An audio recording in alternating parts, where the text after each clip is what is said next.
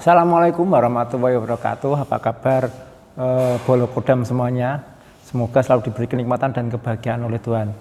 Oke, dalam video ini saya akan membahas mengenai kodam pendamping secara dasar. Jadi kemungkinan tidak hanya di video ini ya, tapi juga beberapa video saya ke depan juga akan mengupas mengenai kodam pendamping. Dan topik pembicaraannya akan saya usahakan agar berkesinambungan supaya Anda bisa mendapatkan informasi mengenai kodam pendamping secara lengkap, selengkap-lengkapnya.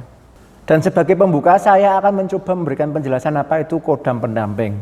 Nah, dari berbagai referensi yang saya temukan dari website kumparan misalnya menjelaskan secara umum, kodam pendamping diartikan sebagai makhluk halus yang berasal dari benda-benda pusaka, ilmu kebatinan ataupun sengaja dipanggil untuk keperluan tertentu.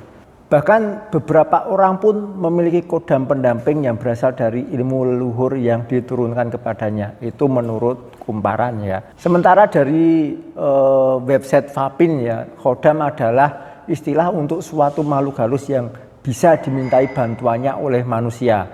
Dijelaskan di website ini bahwa jenis makhluk halusnya ini bisa dari ragam apa saja. Bisa jin, kuntilanak, genderuwo dan sebagainya. Bisa juga berasal dari kodam jimat atau pusaka, bisa menjadi kodam ilmu gaib atau kodam pendamping, atau malahan dipanggil atau dihadirkan untuk diperintahkan melakukan perbuatan gaib tertentu. Lantas saya juga menemukan referensi lainnya yang menyebutkan bahwa istilah kodam berasal dari bahasa Arab yang berarti pembantu, penjaga atau pengawal yang selalu mengikuti ya. Dan dalam bahasa Arab, pembantu rumah tangga, sopir, tukang kebun, dan satpam itu juga bisa disebut sebagai kodam.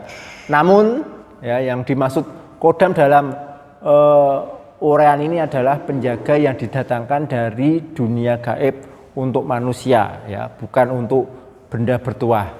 Ini maksudnya adalah didatangkan dari rahasia urusan ilahiyah yang terkadang banyak diminati oleh sebagian ahli mujahadah dan riyadhah, tetapi dengan cara yang kurang benar. Dan para ahli mujahadah itu sengaja berburu kodam dengan bersungguh-sungguh.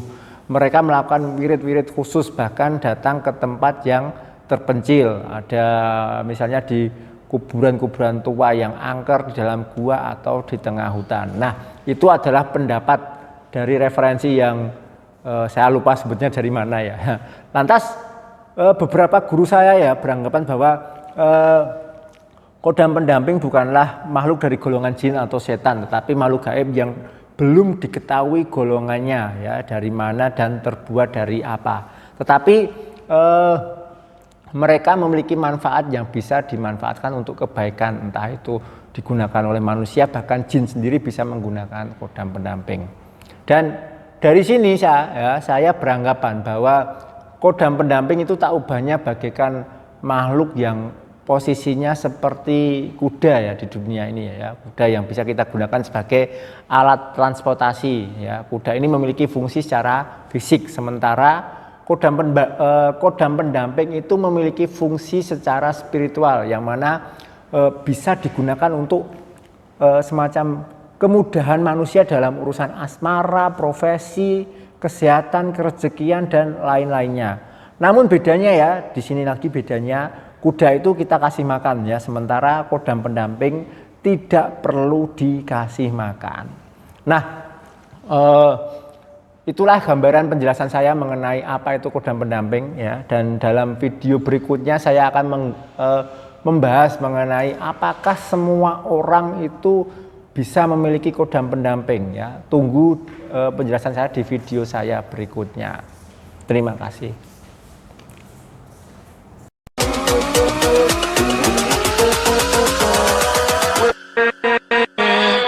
With